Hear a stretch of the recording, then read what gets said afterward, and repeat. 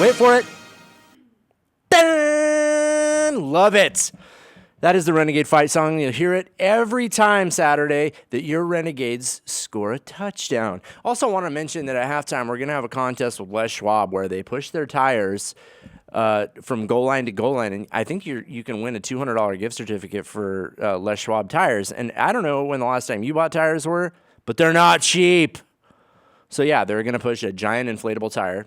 One person A and person B, and whoever gets to the opposing goal line first gets this gift certificate to Les Schwab. I think both people get something for participating, but obviously, and is fair, despite what elementary school teachers tell you, winning is better than losing.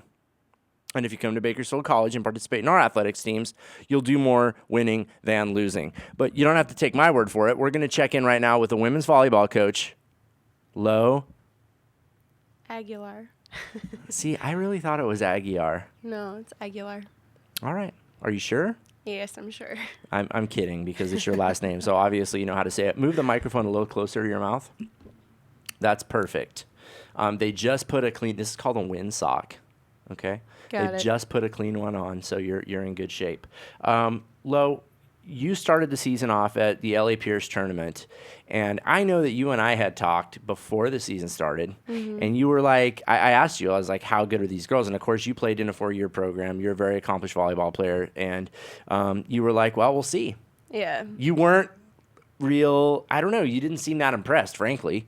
Yeah, no, I like to take the let's just play it cool approach because you never know what you're going to get.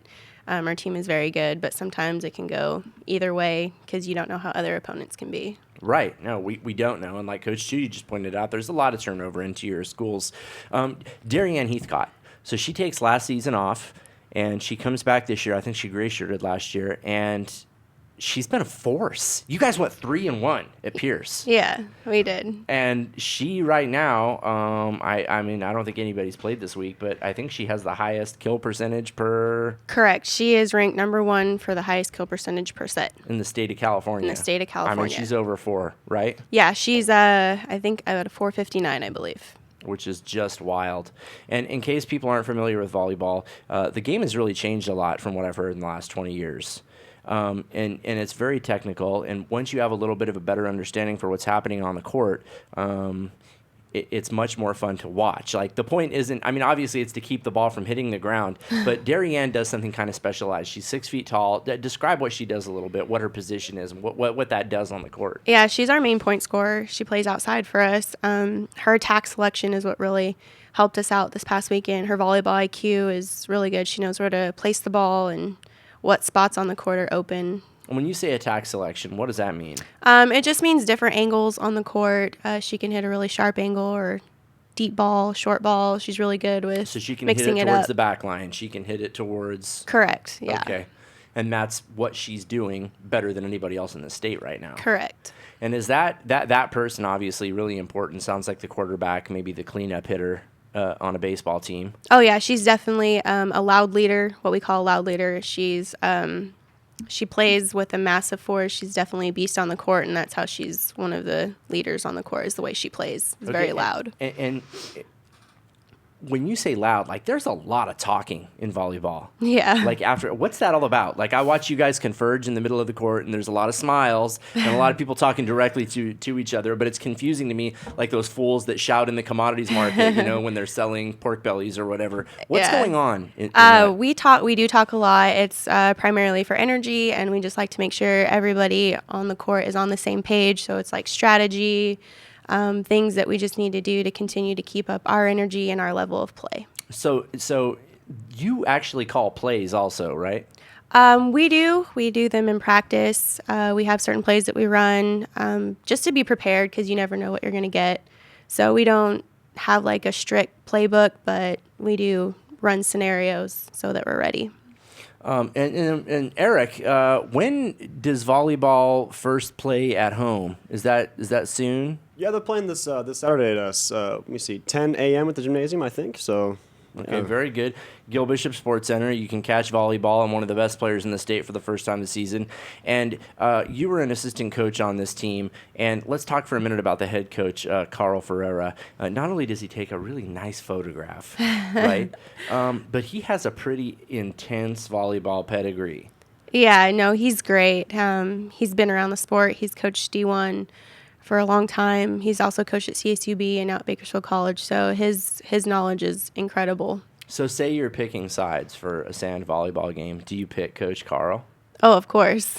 So he could still totally tear it up? Oh, yes. I don't doubt that. Like he is a guy who is like, he's probably one of the most physically fit coaches. So there used to be a competition on campus where there was this chart, and you had to, I don't know, it was like a poor man's Olympics kind of, but you had to run, you had to swim, you had to do some archery, and you recorded your results in this book, and they were adjusted based on your age and your weight.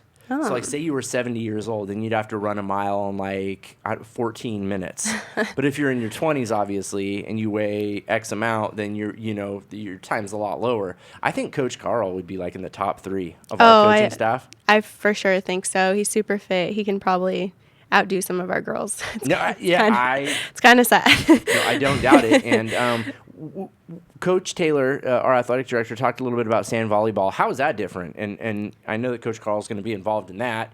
Yeah. Will we have the same girls playing on the sand volleyball team as on our court volleyball team? You can. It's two separate.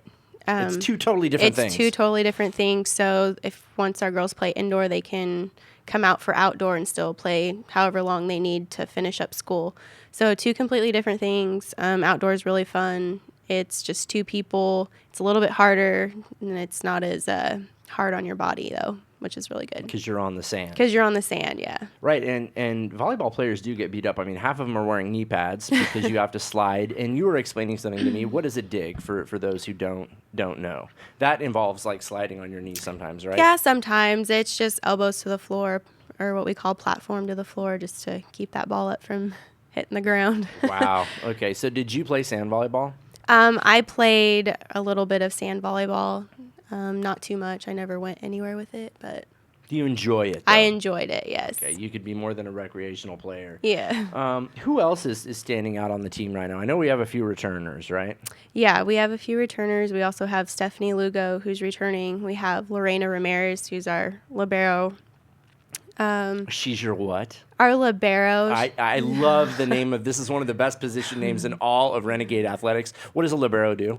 She wears a different color jersey, and she comes in and out for people that we need, like without a sub. Just kind of gives her the right to run the back row.